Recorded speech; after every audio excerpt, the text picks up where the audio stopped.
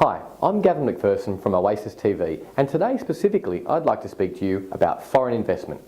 Now currently this is one of Australia's biggest media issues in real estate at the moment, where there are calls from buyers of, every time I go to an auction I get beaten by a foreigner.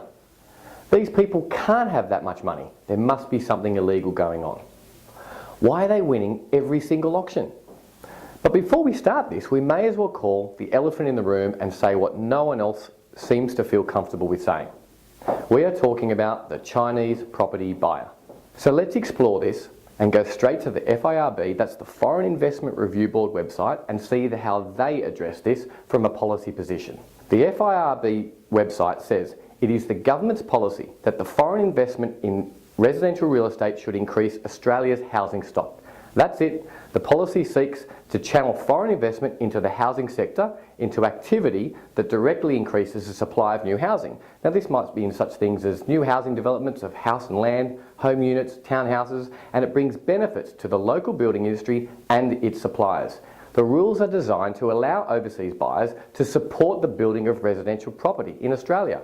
It is not, I repeat, it is not to allow overseas purchasers to buy into existing and established Australian property. After all, we already know that Australia has a housing shortage of between 230 and 270,000 homes at any given time. So let's see if the FIRB is able to police its own rules.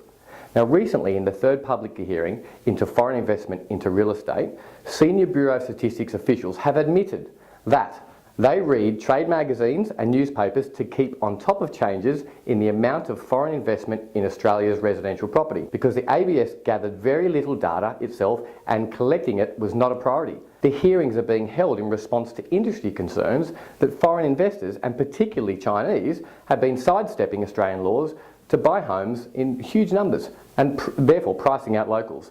At this same inquiry, Brian Wilson from the FIRB said much of the controversy about Chinese investors buying up residential real estate was not necessarily malevolent, but not based on facts.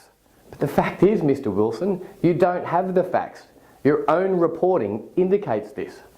The method of purchase by the Chinese market is via consortiums. There's your fact. The dilemma that the FIRB policeman is faced with just that these consortiums are not what you would expect. That is, they're not men in dark suits carrying briefcases, no. They are the oldest, most unsophisticated, but perhaps the most basic consortium that you could ever find, the family. And there aren't any type of ties that can be broken with rules from an institution like the FIRB.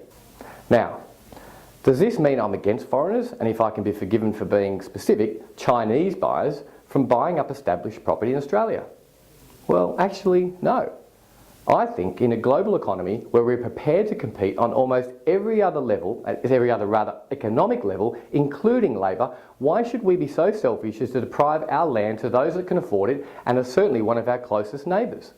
So where does this leave locals, that's us, as to feeling like they are missing out? Look, for anyone thinking that the Chinese purchaser is adding 10% to the price of property in Australia, I think they're sorely mistaken.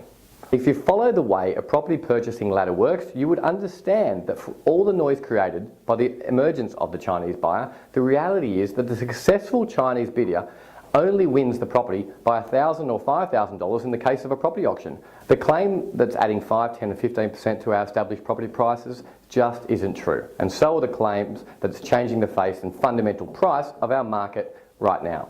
So I'm delighted that we could have such a compliment paid to us in acknowledging how valuable our property is. But we should at least have an FIRB awake to the conversation about how this is happening, or what is the point of having an FIRB at all. My advice, get used to it. The Chinese buyer is here to stay. They are buying established property and there isn't a law in the land that can stop it happening. And as long as my opinion is welcome, I wouldn't want a law that could change that. That's me for this week. Thank you.